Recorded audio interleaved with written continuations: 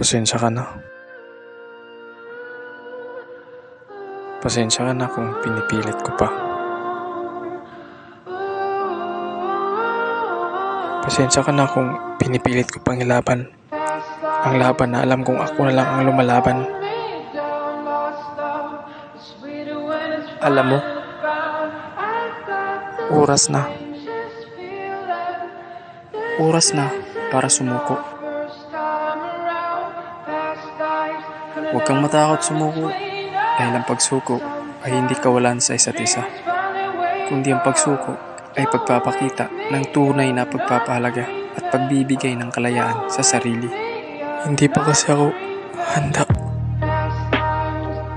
Di ka magiging handa kasi mas pinipili mong makulong sa lugar na ni minsan hindi mo sinubukang maging malaya. Mahirap kasing umalis sa lugar na kung saan nasanay ka na, at mahirap lumakad pasulong sa destinasyong hindi ka sanay mag-isa. Mag-isa? Kahit kailan di ka naman nag-iisa.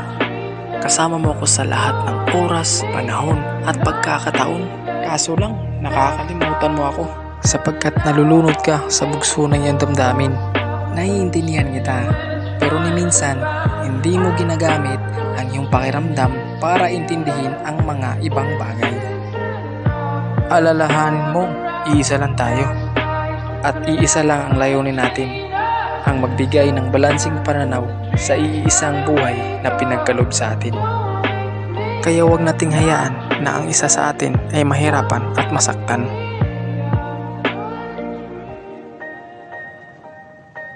Kaya halika't sumama ka.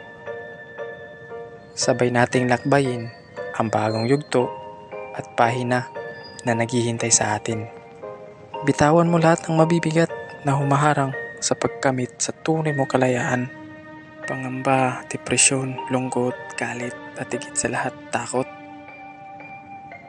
Kasi kung hindi ka marunong bumitaw sa mga bagay na yun, mas lalo kang mabibigatan at mahihirapang tahakin ang tunay na kalayaan.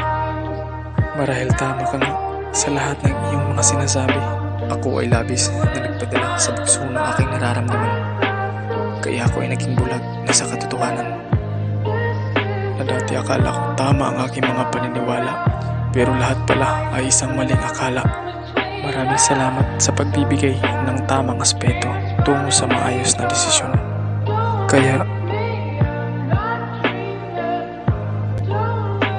tara, sabay nating lakbayin ang daan patungo sa bagong kabanata at tunay na kalayaan.